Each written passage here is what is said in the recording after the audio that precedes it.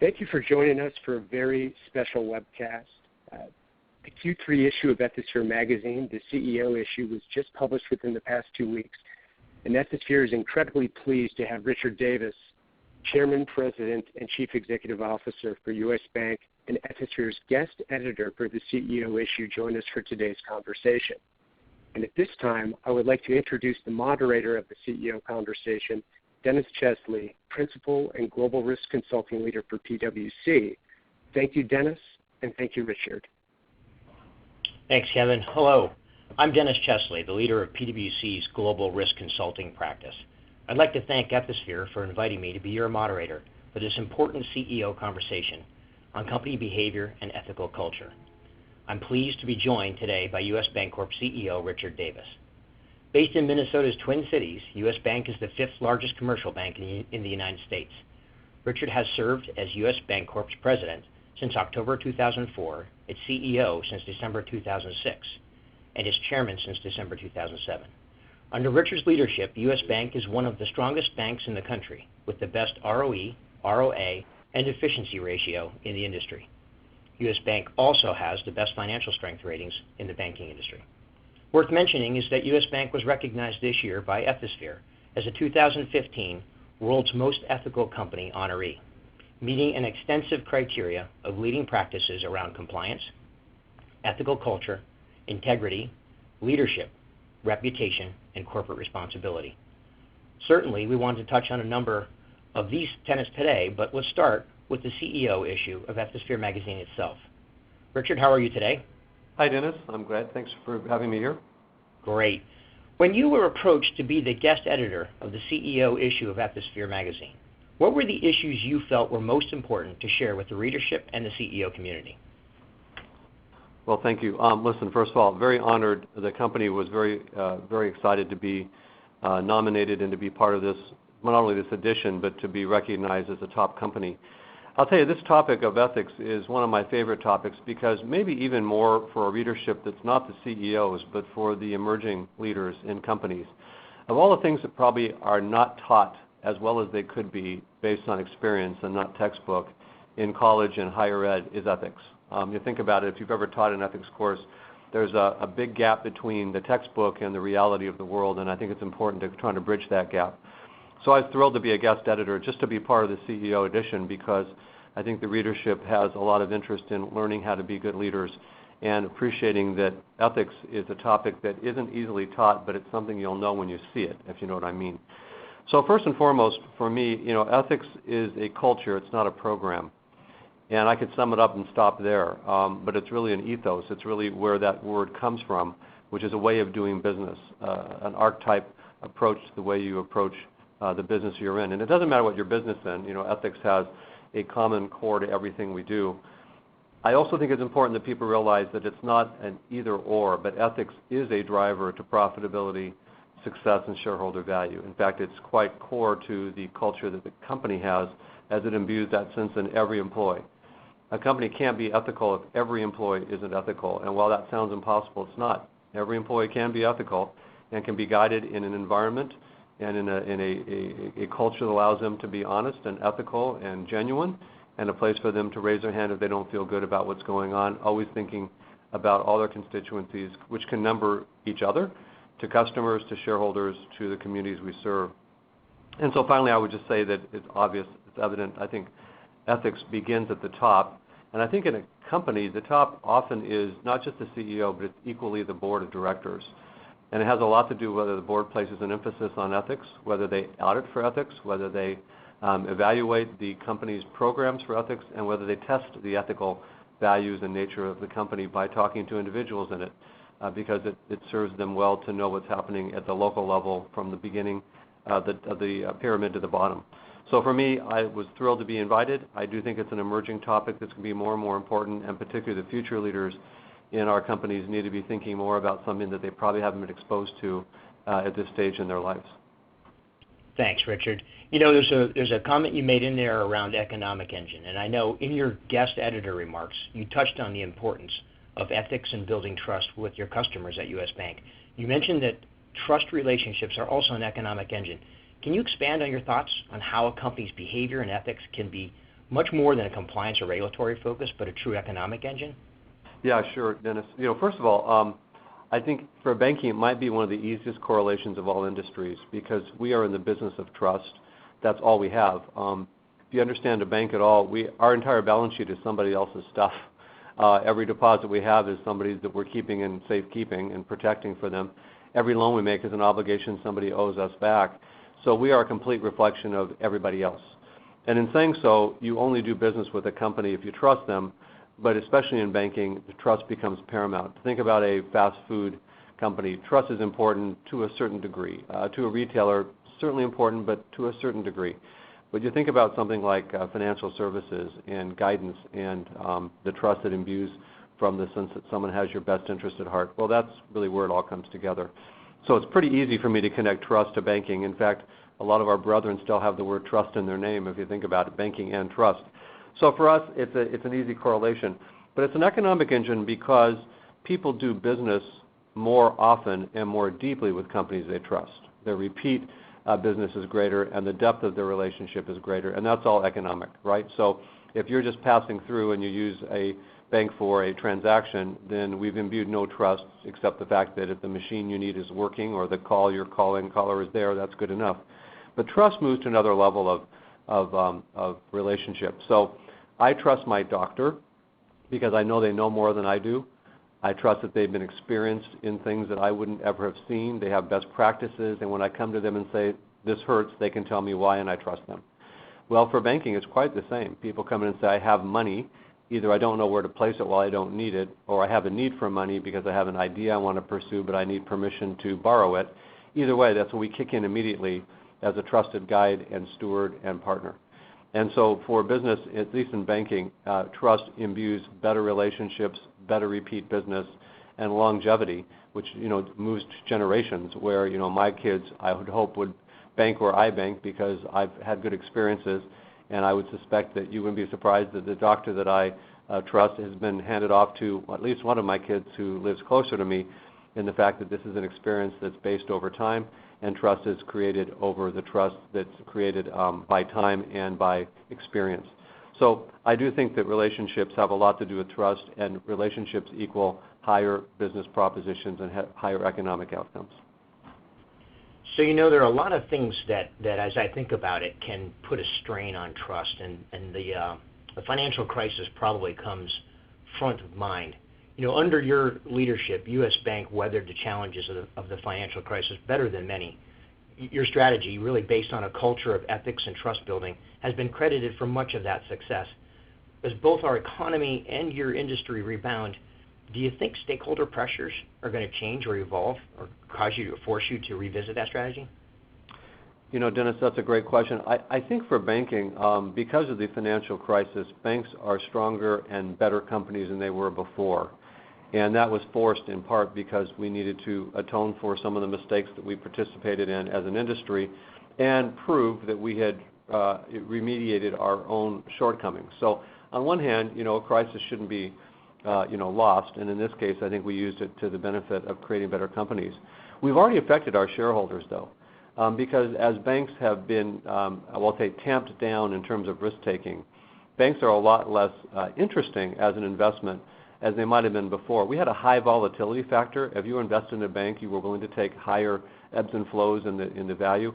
And our dividends were very high. They were much higher than most companies because you were not only paying for the volatility of the base stock price, but you're also getting a higher dividend for that volatility.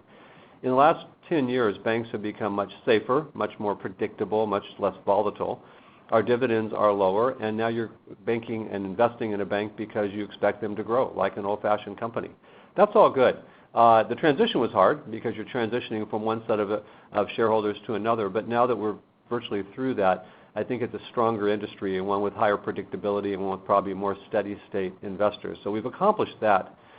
In terms of financial challenges, however, I think that it also is incumbent on banks to be at the forefront of change for the good and not just for the bad. And because interest rates have been flat and the economy has been slowly recovering, banks haven't had a chance yet to audition in a new world to prove that they're good actors and helpful partners, again, like we were decades ago. So I'm looking forward to an enhanced environment where the economy is strong interest rates are moving because the economy is strong, and people are using their bank again to get things they want and trusting us to help them grow, not just protect the current assets they have.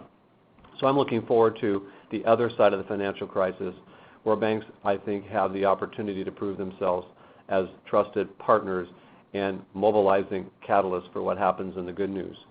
I'll also close by saying that the ethics and trust cultures had to be tested, in some cases had to be broken, and had to be recreated. I am proud in our company that we really are who we were 10 years ago, and part of that is because we just stuck to what we knew was right. We didn't take advantage of opportunities that we didn't think were sustainable, and we were lucky. There's nothing wrong with that too. But we did learn over the course of time that what got us to this point of success through this difficult time is worth protecting even more viscerally as we go into the next cycle. And when things are going to get good, and they will, we're on the advent of some really good economic times for America, we all need to stay true to our original plan, stick with what got us here. If it's not broke, don't fix it, and protect what you believe is always the most important tenets that you have for your shareholders, for your employees, and for your customers. Thank you for that. If you wouldn't mind, you brought us from 2008 to 2015 and hit on a couple of things. Can you share your view on what you consider to be the most challenging aspects in today's business climate from the perspective of a CEO? I can. I'll carry on where I last left off. Let's take banking for one more minute. When times get good, it's easy to get confused. And so if all of a sudden my investors are saying the world's getting better, where's your loan growth? And I was reacting only to an investor or an analyst view, I could get more loan growth. I could get a lot of loan growth right now that I'm not taking. And you would know it for a while to be bad loan growth because it would be risk-taking at the level that we shouldn't be doing. And in 5 years or 10 years, when there's another economic adjustment, you'd find out that we have a lot of bad loans and charge-offs, and we got greedy at one point when we were reacting to one constituent. So in this case, we need to be very careful to remember all of our responsible parties and be thoughtful and careful and not take advantage of things just because you can. And so when the world starts to get better, it's going to be tempting for a lot of companies to jump and grab for whatever it is that looks easy and looks profitable, and might even look at first strategic because we're ahead of everyone else. But at the end, is it right? And is it smart? And is it safe? And does it stay close to your original purpose and the reason your company exists? So I think, as I said, I'm convinced that there will be a remarkable economic recovery somewhere around the corner. If I can take you back to September of 1992, you can find it. In the Time magazine, there's this great story about the dismal state of the economy. And there's a great lift of a few words that they took out of the article that talks about how the economy is situated and how tough things have been. And honest to God, Dennis, every single word and every topic is exactly descriptive of where we were just a couple of years ago before we started the recovery. And while our recovery hasn't been robust, I'll tell you that in September of 1992, when the American people were feeling quite down and dire about their situation, it was March of 93, a mere 6 months later, that the economy took off like crazy and it stayed robust for another 13 years. Our recovery is going to be different this time, but the ability to get strong and healthy is not going to be different. And we have to be very careful not to lose what got us here and be very careful and prudent. This time is different though, right? On top of that, customers are different. Customers are smarter. Customers are more mobile. They're more evolved. Their expectations are higher and different for all industries. And so it's going to be very important that we're precise about where we invest our time and our capital and how we manage ourselves to evaluate what's right and whether or not it's sustainable. Because at the end of the day, CEOs are responsible not only for a good quarter, they're responsible for a sustainable, long-lived, healthy company. And when world changes quickly, you can get caught up in 90-day increments and lose sight of your long-term goals and objectives. And that's what I worry most about for all of us, that as recovery hits, we're going to be practicing new muscle groups that we haven't for a while. And there's a slight risk that we lose sight of what it was that we stand for and what it was that got us to this position of strength. So we have to be careful. And I think everyone will be, but we have to put ourselves out there and remind ourselves to be watchful. Richard, that's a fantastic perspective, and I think I actually remember the exact article you were talking about from Yep. 92. As you just opened our aperture up a little bit bigger now, so we're looking cross-industry, where do companies, in your opinion, regardless of industry, still need to do a better job at creating a culture of trust and integrity? Well, I'm going to start with the employees. And in this company, the employees come first. And I know that sounds like heresy, but we believe that the employees are deeply engaged and believe in the company they work for and their role in it. I believe they'll create remarkable customer experiences with or without official training, frankly. And happy customers create remarkably satisfied shareholders. So for me, it starts there. And so does this kind of ethos of what it is for culture of trust and integrity.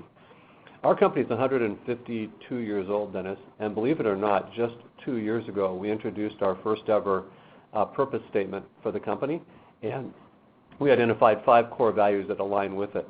We did a little bit backwards. What we did is we went to 200 sets of employees. We have 67,000, so it's easy to get 200 sets of employees. And for 1 year, we asked them what they think, what words describe best the U.S. Bank culture. Not the one that they want to be, but the one they think we are, and the one that they know we are capable of being. And those 200 sets of employees came up with 18 core phraseologies. And then a different set of employees took the 18 and narrowed it down to 5 core values. And those 5 core values were created into a purpose statement. And while I'm not here to talk about the details of our program, those were all created by the employees as it relates to what they believe about ourselves, so that they're not aspirational, but they're real. And then we gave them back to the employees and started changing our phraseology and our expectations of ourselves, believing that the employees individually and collectively believe in something that they're working toward, a mission in life, and believe this to be a career, not a job, and believe their role in it to be part of the future vision of the company.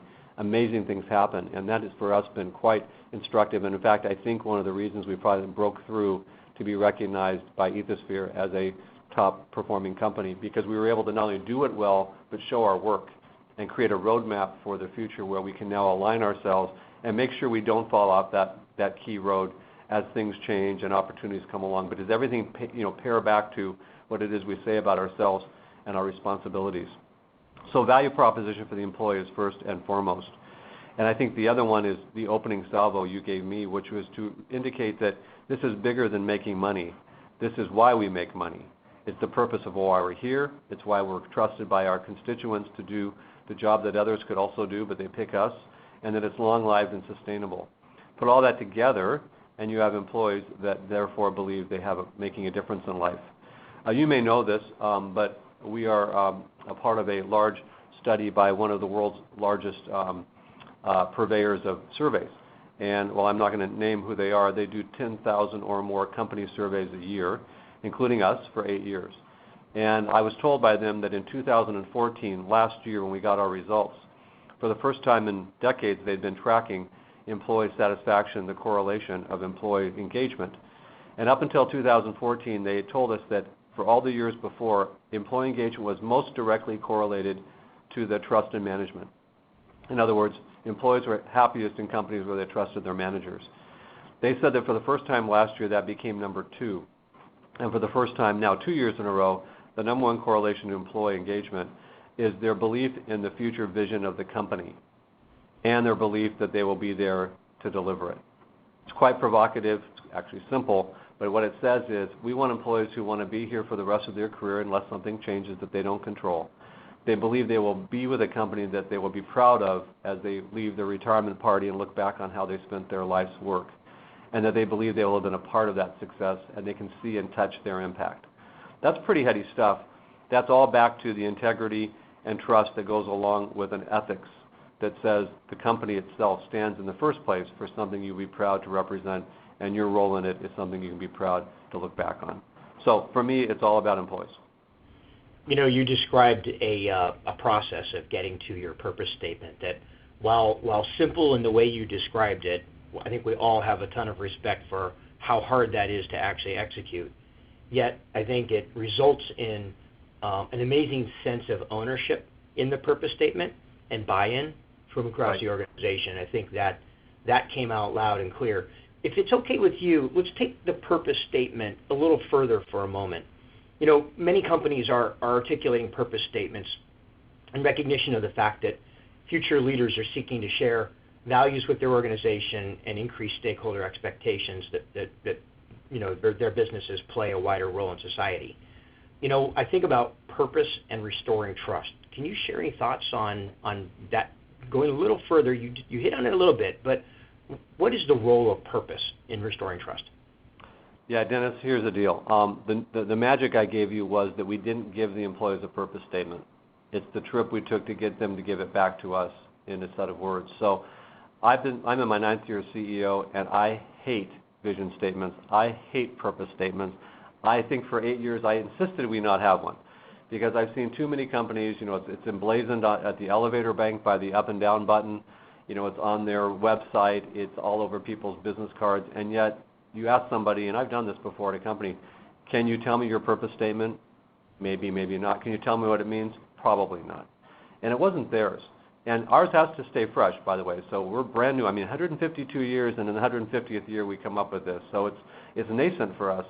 But the fact that we asked the employees not to come up with a statement, but to come up with words that described how they feel about us, and then once we winnowed it down to core values, put it back in a statement that they agreed with, I think that's probably the most important part of what I'm saying, because a purpose statement otherwise directed from the top down or from the side in is, I think, fraught with failure and disingenuousness and a risk of it not being part of really who the company is. In terms of a purpose statement for restoring trust, you said, I would say, or continuing to gain trust, is a guiding map, right? So as I said earlier, we have now something that if you were to ask me, a strategy comes along and someone says, customers are now changing the way they pay for things and we've got to go to this mobile technology. It's all technical. It sounds good. It could look like a product or a channel, but someone's going to stop and say, wait a minute, does this fit in with who we stand for? Should a bank be doing business with people who sell guns? Should a bank be doing business with people who could potentially launder money? Is it the bank's role to decide whether or not their social, economic, and political intersection comes along? And the answer should be, at first glance, no, just do your job. But the answer is no, it isn't that easy. We have a responsibility, and we have to decide whether that fits in with who we are and what we do. And so as long as we have now this guiding principle, it's easier for me to hearken back to that for the purposes of making everybody see why we made that decision. Up until now, we've done it, and it hasn't been challenged, but it hasn't been in the clear light of day with a real open, transparent roadmap. So I think what I'm saying to you is we're using the purpose statement to be an even more transparent company because I think the world has moved to that. And I think that while we got away with it by being right without having to show our work, it's not going to work in the future to not only be right, but be able to describe why and to hearken back to your core elements of values and purpose as you look at the future, and it will change quickly on you. So again, I think it allows us to have a guiding principle that now allows me to point to with 67,000 people. Thanks, Richard. That's an incredible perspective and something I think very valuable to share today on this call.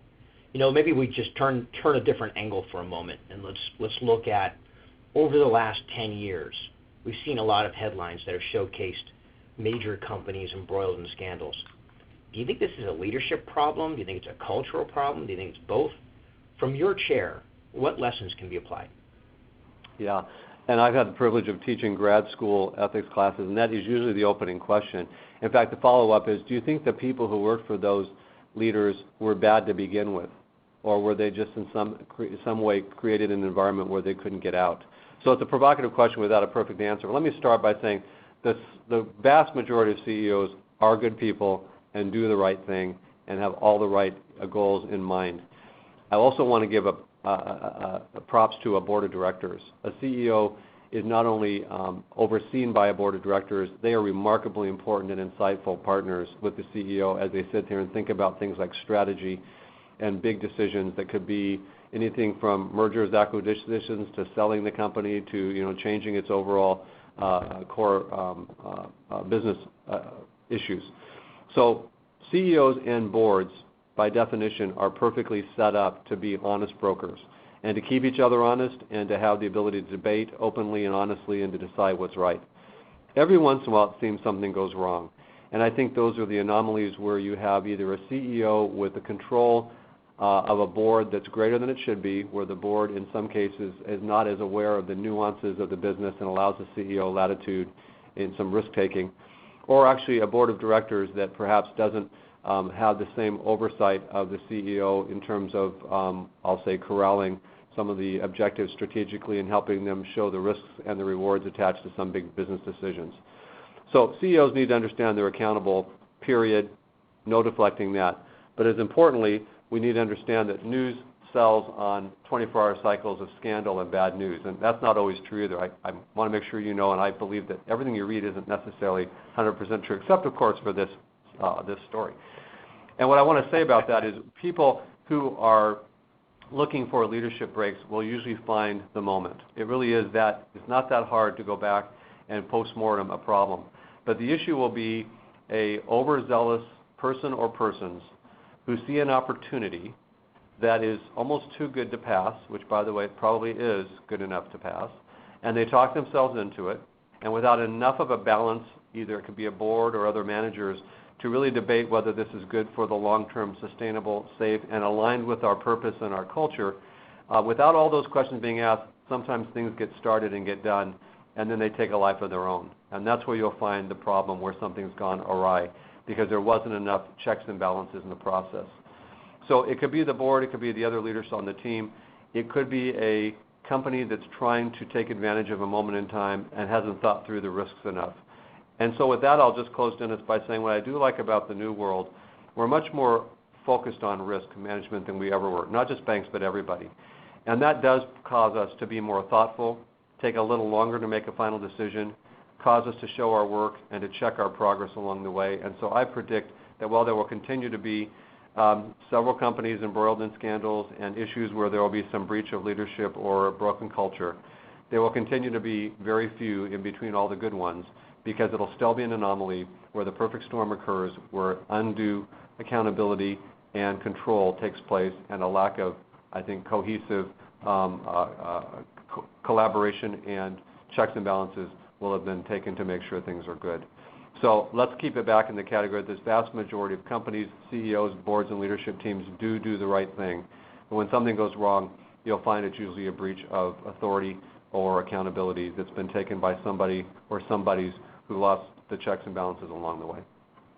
And you know, as a person who has been an executive in the financial industry and who is now running a risk practice at one of the big firms, you know, one of the indicators, and I just want to follow on to your comment, one of the indicators to me, along the lines of what you were just talking about, is when an organization does a good job at the operational level of identifying the most important risks or threats to achieving their objectives, and there's really little appetite to have that honest and open dialogue around those risks. So everything you said resonates significantly with me from, you know, having a lot of experience in seeing this come to fruition many different times.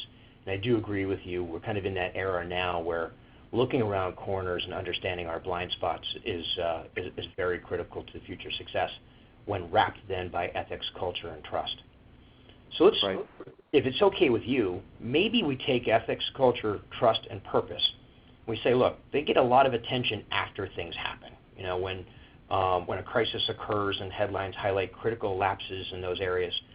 How do organizations, how do you keep ethics, culture, trust, and purpose top of mind across the entity on almost an ongoing basis? How do you weave that into the fabric of the organization? Yeah, that's a great question. First, you never stop talking about it.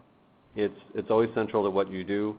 Our employee communications always tie back to one of our 5 core values where it's reasonable, or they talk about the purpose statement. I always speak to it, not to the point of rhetoric, but to the point of tying it back together so they can see how it all fits in kind of a nice fabric. So you always talk about it. You don't wait for a crisis or a problem, and in fact, you believe that it's one of the best offense strategies you can have. Secondly, you create a culture where escalation and self-reporting are safe. You talk about it. You encourage it. You let it be known that you are keenly interested and aware of any areas where there seems to be a breach and the culture isn't what you hope it will be. And you know as a CEO it's not going to be perfect everywhere, and you need to admit as a CEO you're not going to get honest feedback if you don't create avenues for that feedback to come up. You not only never shoot the messengers, but you celebrate the fact that some messengers gave you feedback. You let it be known that there was an area of concern and that you're fixing it. Because otherwise, no news is not good news. It's just news you haven't gotten yet. So it's important to know that if you have a good reporting, self-reporting, trusted path for feedback, then no news is really good news. And you'll find some bad news, and you'll have better good news when you fix it. Third, yep. I'm so sorry. I had to chuckle because the no news is good news. I had to chuckle because that resonates a lot with me as well.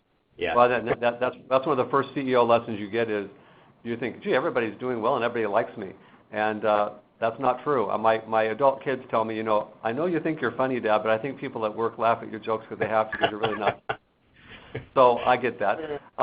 Thirdly, focus on the right decisions, not the ones that avoid headlines. Sometimes the decisions are hard, but they're right. Sometimes as a company in a large metropolitan market, you have to stand for something, and it has to make sure it aligns with your culture and your purpose, but sometimes it's not even directly related to your topic. But you've got to stand up and be counted. You're a large employer. You're a large economic engine, and people expect you to use your clout in the right way. So the right decisions aren't just to avoid headlines. They're sometimes the right decisions, and you prepare for some of the headlines that will accrue to that. But you're not afraid of headlines. That can't be a goal. And sometimes good headlines, by the way, are just welcomed as much. And then finally and fourthly, you look for accountability. We need organizations like Ethisphere to make this a headline. Today there are companies, there's a dozen probably Fortune 500 companies that are reporting earnings this morning. It's earnings calendar again. Those companies will be evaluated on their financial performance, on the words they use to talk about how they moved market share, on the tenor of their forward-looking statements, and all those things are appropriate. But wouldn't it be great, too, if there was an intended added value to each of those companies because the market that invests in them trusts them, and because they know that those earnings were done on the backs of honest measures, and that they know that they're sustainable because of the kind of things we all want them to be doing again next quarter. And so without the fabric in our country for a place to call out an ethics as an important driver to profitability and sustainability and good, honest living, it's important that we have accountability, and that every once in a while organizations like Ethisphere or opportunities like this allow us to bring a light to something that important and let it be not an add-on, not a bonus, but core and fundamental to why companies do well. And I will bet the companies today that are reporting good earnings have remarkably strong cultures and employees who will take pride in those results and will be excited and mobilized again to do it another 90 days with a view to do it for the next 9 years and maybe the next 90. So I'm excited about what we can do to talk about ethics, and we need to talk about it in the headlines of one of the reasons companies do well and why people are happy in the lives they have, and I'm all for one to bring more visibility to it. That is such a great point. As we approach the last couple of questions here in our discussion, I want to take the conversation in a little bit different direction. I want to take it towards the board. And from your perspective as the CEO, what role do directors have in fostering and encouraging a strong and positive culture of ethics, trust, and purpose? And what unique perspectives or challenges do you think directors often have in their role relative to these issues? Well, I'm glad you brought it up because I tried earlier. Directors are hugely important to a company's success, and of course, culture is part of it. There's a great phrase that we all use in boards. I'm on 3 boards, and we all say it's never our job to run the company. It's our job to oversee management. It's a very important distinction. And so if all of a sudden a board starts getting into how to run the company, they've lost their point. But if they help oversee management, honestly, there's actually nothing more important and probably actually more clear than to focus on ethics and core values and culture. So it's actually right in the sweet spot of what good directors do, and they know how to ask the questions. They know how to check for the perspective. When I have a board meeting, the night before we always have a dinner. And at the dinner, I always invite some of my key senior leaders who don't usually get visibility with the directors. And honestly, I can't think of a time when one of them said, "Thanks for inviting me to the dinner, it was wonderful," and they'll tell me about the questions the directors asked them. Or a director after a dinner will say, "I got to meet so-and-so, and boy, are they impressive," and they'll tell me what they talked about. And they're both checking for ethics. They're not talking about, "So what is it you do in corporate payments, Jeff?" It's more about, "Tell me how you feel about working here. Tell me what you all do for the customers. How do you feel we deliver our services? How do you feel about your future?" And likewise. And so I think it's exactly in the sweet spot of a director's role, and I'm proud to say that the ones I know hold this probably as one of the most important things that they do. So let me just be brief. The directors hold me accountable, and they're responsible to the shareholders, and I'm responsible to them. They are the best shareholder stewards in the entire organization because that's why they are voted by the shareholders to oversee management to run the company. And so it's a very natural accountability that ethics rises from them down through me to the company and back up to them. The formula has a wonderful magic when it works well because the board is the perfect place to say, you know, I was reading your press release and, you know, we indicated blah, blah, blah, blah, blah. But I'm wondering if, you know, the next time, if it's central to our core values, we probably need to tie that a little more closely because it might be lost by the audience that you guys are so close to it that you could say this differently. So they're laymen, but they're insiders. They're outsiders, at the same time, they're knowledgeable. And so they are the fiduciaries of the company. They give me as a CEO the guidance, and I'm sure you know from your experience, Dennis, that the board becomes the most important guide because you can talk to them about everything and anything. And in many cases, you're talking about forward-looking issues where things haven't happened yet, and so they help you inform a future because they're going to give you the guidance that you need to change what's going to happen next. So I'll just say, fostering and encouraging culture, ethics, and purpose is squarely in the gun sights of what the boards do, and the ones I know do it particularly well, and it's the reason companies that perform well are proud of their board.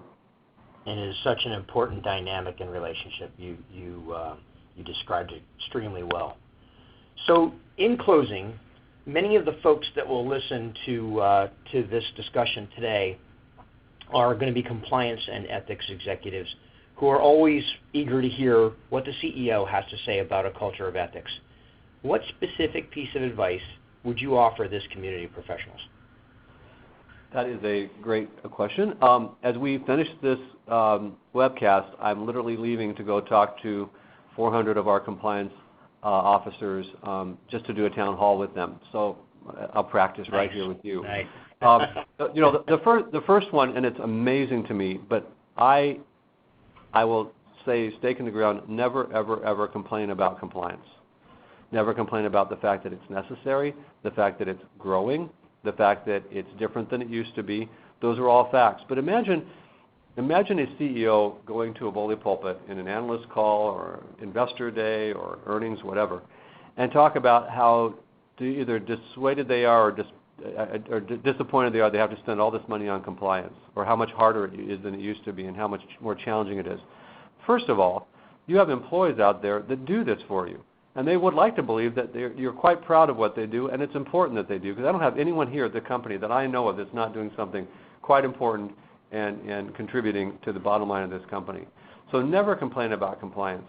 And not just because it's bad form, but because you shouldn't. It's a good thing. Compliance is the way we know we're doing well. It is that the good news is news, not no news. My business has probably gone through as much compliance change, as you know, Dennis, than any industry in the last 10 years. Yep. And I'm all for it because it makes us safer, it makes us stronger. I'd love to see it slightly different, and I will do my bidding where I want things changed behind closed doors where people can actually do something about it. I won't do it in the press, and I won't do it in front of the employees. But if you think about it, banks as a proxy for others, we are in the business of, I used to be in the business of baggage handling. And now we're in the business of flying planes. Now let me explain. You see, in the old days, all 5 years ago, banks were like baggage handlers. We did the very best job we could. If something went wrong, we atoned for it. We apologized. We might even say, I'm sorry. We would fix it, and we'd be moving on our way. And that's how baggage handling works, because if you ever lost a bag, and I have more than once, I've lost one forever, and I've lost a couple temporarily. No one lost their life. Nothing monumental happened. I got the appropriate apology and even got a check, and we move on. Now, if you're a baggage handler, you work for, let's say, a large airline, and that large airline has one board of directors, one CEO, one leadership team, probably one culture, probably one ethos. In the same company, paid by the same organization, are pilots. And the pilots are somewhere else at the airport, and they've been trained differently, but they have a zero tolerance for error. No crashes. None. Not even a few. Not every once in a while, my bad, sorry about that plane that went down last week, the other ones did fine. zero tolerance for errors. And what's happened in the more recent world, particularly from my industry, is we've gone from a tolerance for some mistakes to a necessary and I think acceptable zero tolerance for errors. And so we've had to become much better at what we do. And no longer can we be almost good enough. So I've had to take 67,000 employees on a journey in the same company with all the same missions and mandates to get better at what they do because it's right and because the customer deserves it. They don't actually deserve a lost bag ever, but they certainly don't deserve a plane going down. So we have moved this to a mantra where zero errors is the right thing because it's what people expect from us, not because some regulator or compliance rule tells us so. Now, by the way, we will fail in our perfection because it's a people of business, and it isn't, thank God, all of us flying airplanes. But it is a good and noble goal to make that the most important thing you do. So compliance is a confirmation of the good work you're doing and a lesson learned on mistakes made so that you can get it right to do something right and perfectly later. So I would just say the advice would be to never complain about compliance, place it squarely in the value creation process, make it as tantamount to your success as the next thing you sell, which is typically the thing that gets the visibility, and realize that without compliance, you have no success because your success is not yours if it's not earned the right way. And I'll close where I started. Compliance is also not a program, it's a culture. And that's part of who you stand for and what you believe in of yourselves. I don't think anyone comes to work not wanting to do their job as well as they can. No one comes to work not wanting to be part of something bigger than them. And no one goes to work every day with the intent someday to retire and not look back and be very proud of what it is they did and how they did it. So this is the how they did it as well as who they did it for. And I just once again love the idea that ethics can be measured and can be managed and can be tangible thanks to the efforts of Ethosphere and a call like this. And I appreciate you guys bringing some visibility to something as important as compliance because it is part of doing things better than we used to, and we all should be better today than we were yesterday. Richard, I can't thank you enough for what I have found to be a fantastic conversation. You shared some great perspectives, probably motivated a lot of people that are going to be listening to this. Might even receive a few resumes from folks. Just kidding. But but I got to tell you, it was a fantastic discussion, and really, really appreciate you doing this. And Kevin, I think it's time for us to turn it back over to you. Thanks, Dennis. Yes, Ethisphere would like to thank Richard Davis and Dennis Chesley. Incredibly appreciative of your time today and just tremendous and refreshing perspective shared throughout the conversation. Again, as we mentioned at the kickoff to today's webcast, the CEO issue is now available. The guest editor role on an issue as important as the CEO issue is really the cornerstone of this publication. And we were so fortunate to have Richard serve in this capacity as if he wasn't already had enough responsibility. Within the CEO issue, we know you will find some very thoughtful contributions from the CEOs of leading companies, including Jones Lang LaSalle, Novartis, Hasbro, Holland America, Carlson Wagonlit, Honeywell, Virgin Atlantic, Symantec, and many more. These are very thoughtful contributions and contributions we know that will resonate with you and inspire. So we encourage you to check out that issue. Very excited with how it turned out, and we can't thank Richard enough for his role. And in the spirit of shared leadership and continuing the conversation, we will have another follow-up webcast. This time with Dennis Chesley will again moderate the discussion with President and CEO for Jones Lang LaSalle. So you can look for that webcast becoming available soon. Again, on behalf of Ethisphere, PwC, and U.S. Bank, thank you for joining us. Have a wonderful day.